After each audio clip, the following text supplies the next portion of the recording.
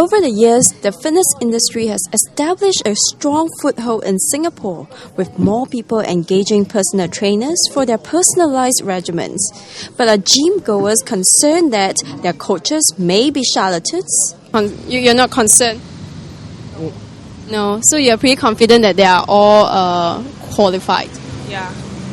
Why is that the case? If they are qualified, then they will be hired, right? Personally, I've not experienced that, so yeah. But still be wary, Be wary is still better, yeah.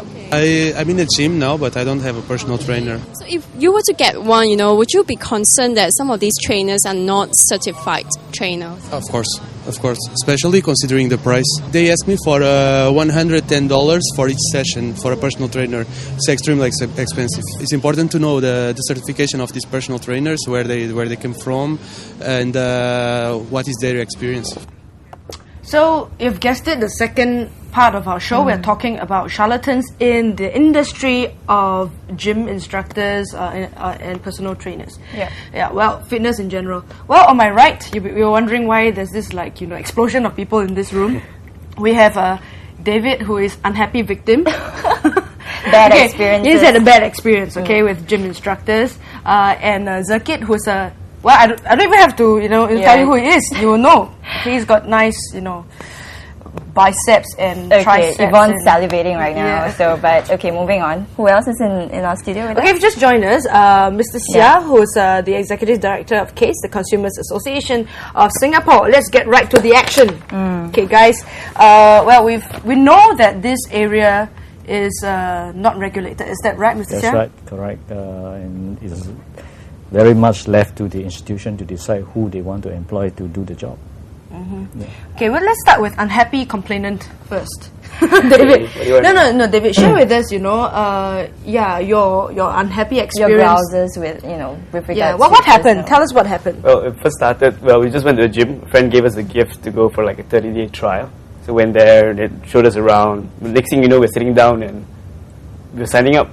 And I was thinking, me and my girlfriend, let's go for it, let's do it. And then after signing all up, it was quite a lot of money actually. Yeah. How much did you pay? Well, the personal training itself was like 1,009. Because I think the minimum for a personal trainer per hour is 70 plus. That's the minimum, that's the lowest you can go. For how long? A month? 6 months? A year? What? Every month? No, per session. It's $72. Like the 1,009 is for 24 sessions. 24 sessions. Yeah, correct. Is that reasonable, Zakit? Yeah, that's the market rate for the big commercial clubs. I think the more you sign up, the cheaper it gets, right? Yeah. Well, that was the lowest they would go. Okay. Yeah. But because you sign up for 24 sessions, which is quite a lot. Yeah, that's what they said. If you want to do it well, might as well take at least play 6 actually. But 24 was what we took. That was our budget right now. Okay. How much do you charge, Zakit? Or are you allowed to tell us? I charge $70 per hour. Which is the market rate, which is what you're saying. Okay. I've heard lower, but I guess it's competition and all that. But anyway, back to the story. Back to your unhappy story, yes. So 24 sessions, we had a lot of promise, and I said, okay, let's do. First we signed up with the membership, and the next thing we know it, we're gonna need personal training. Me and my girlfriend, lazy bums, I'm gonna kick us, Okay, let's go for it now. So 24 sessions, the guy said, okay, I think something will happen. Twice a week, come in. So I did 20. Well, she finished the 24 sessions. Results weren't as good. She actually gained a kg of fat and lost a kg of muscle. I don't know why, but that's strange. Yeah, so she wasn't happy. I finished. You were even more unhappy, right? I finished at 14, and then I had 10 more left, right? But on the 12 and 13 one, right? My back was getting the worst stiff neck ever, right? It's like, wow, really bad. And I said like, okay, I can't do this anymore. But he said, no, go on. I got a trainer to push me, but I guess the lines were drawn somewhere. And then, so I went to check, and then doctor said, you need an MRI, maybe it's a slip disc or something. You checked it, but it wasn't like then. So what, are you saying that you think it's due to the training? It definitely gets worse, but I've never pushed myself so hard. I mean, it's first time. In personal training, you're paying loads of money, so might as well push yourself. Yes, okay, you're a personal trainer. What do you make of that, you see? Didn't know my limits. Do you remember the exercise that you did that caused all core, because never done all this before, never gone what's gym. core? What's core? Core training and core muscles, right? Core muscles. Like that. Yeah, maybe you can describe more. Okay, and the final diagnosis? You remember? It was never, or the medical diagnosis. Yeah. it was one of the bones, I think L something in the back. It was squeezing onto a nerve. Okay. And just two of my fingers went numb. So I it see. went like that. So this whole side stiffness, I went with acupuncture and stuff, but in the end, it was that. Okay. Bones on the So yeah, of course, if pain is coming from training, definitely it must be due to the training. And a lot of trainers, they don't have a fixed set of protocols or routine to follow.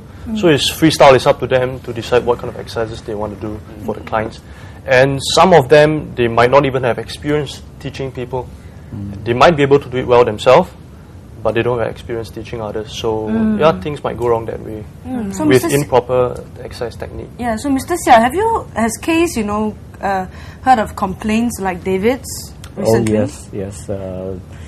Complaints that they want to stop because of medical condition, and the clubs doesn't allow them the refund when they feel uncomfortable to carry on with the training. And I think this is one of those very common complaints that we receive at Case. Yeah. Do you know roughly how many cases last year? I would say maybe 20 to 30% of the cases are of this nature. Yeah. Oh, okay. So it's actually quite common. Yeah, it's quite common because sometimes they exert themselves and get injured without knowing it, and therefore they want to stop the session. But obviously they run into problems with getting the money back. Are personal trainers in Singapore, expected to undergo some sort of course or something, like an official course? And if so, do you think that's actually useful in this case? Because, like what the kid said, you can know, you might have perfect knowledge of how the body works and all that, but communicating it to your student is another thing, you see? Yes. So what do you think about that?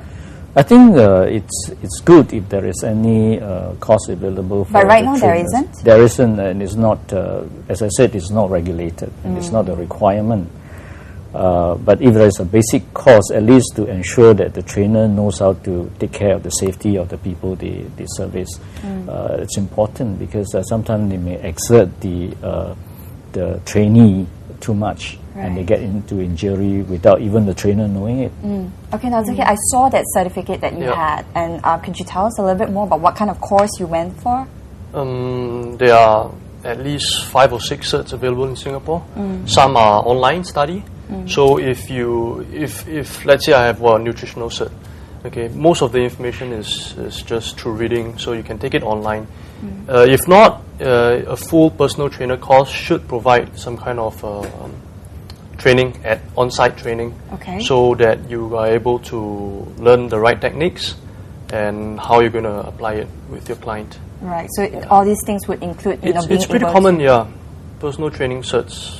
Okay, and you had one that was certified by Singapore Sports Council, is that that's it? right. Do they still offer that course right now? now? They do, but actually that one, technically speaking, is not a personal training cert. It's a fitness instructor cert, so you can only overlook the, just be a supervisor at the gym, but you are not supposed to do one-on-one training with that cert.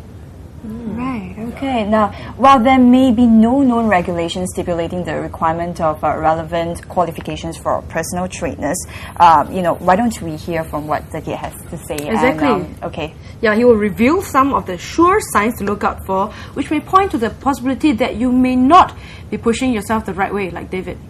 Or perhaps both you and your personal trainer may not be right for each other. And that in our next video. My name is Zikit. I'm a professional personal trainer. So today I'm going to train my client, Tao Xiong, over here. So Tao Xiong, come, let's go.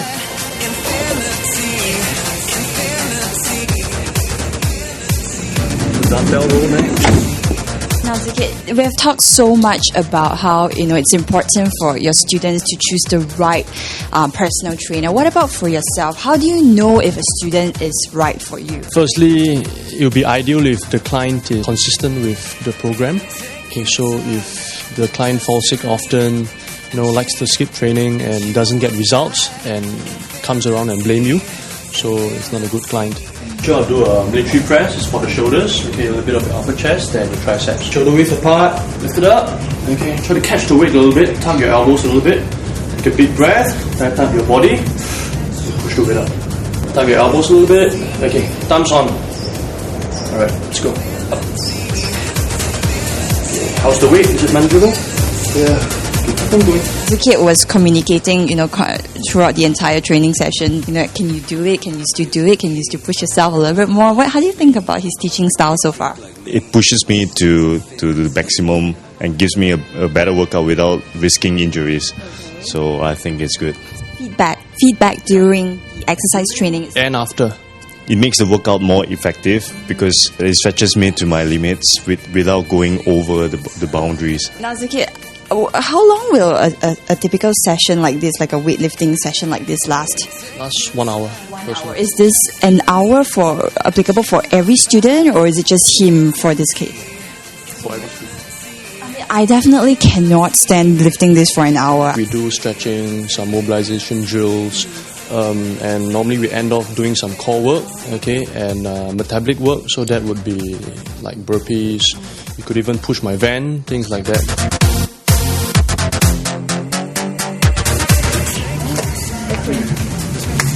I am going to attempt to push this van over here.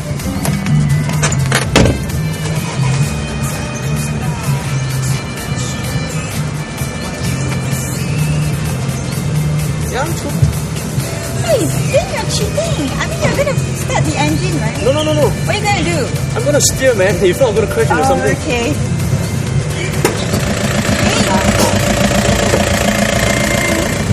Faster. Come on. Got to be running. How often do you push for your clients to go on certain types of supplements? And what do you think about that? I do recommend supplements to my clients. Would be whey protein. It's a protein supplement. Multivitamins and maybe just the fish oil. Are these for everybody? I would say so, except for the protein powder. If you're vegetarian, obviously fish oil is not for you. You can look at other sources. But protein supplements are important because whatever your goals, fat loss, weight gain, you need enough protein in your diet. I wouldn't hard sell. It really depends on them whether they want to get it. But I would recommend that they get it to get to their goals faster. Do you yourself diagnose illnesses or like sickness in your clients maybe? No. Never. You'd have to refer them to a professional. What about for somebody who comes in without knowing that he or she is anemic, for instance? If he or she is anemic and he or she shows signs of anemia, of course you will have to refer her. Are you able to identify signs of anemia? Yeah, the usual signs, but you cannot diagnose it as anemia. Sometimes it's just because he's not eating right before training and he feels a little bit lightheaded. You don't actually go out there and tell them, okay, you have to be on this. No, a trainer shouldn't do that and cannot do that also. Your service is a mobile gym service. Some people have said that it's like a marketing gimmick for you to gain more attention from like passers-by so that you can get more business. It's a benefit for my clients. They don't have to step up off their homes. They don't have to queue up for machines. They do it with total privacy. Most of my clients, they benefit from this service. We could do things that you couldn't do in the gym. Like, for example, just now we did van pushing and some other exercises which would just require more spaces rather than a confined space in the gym.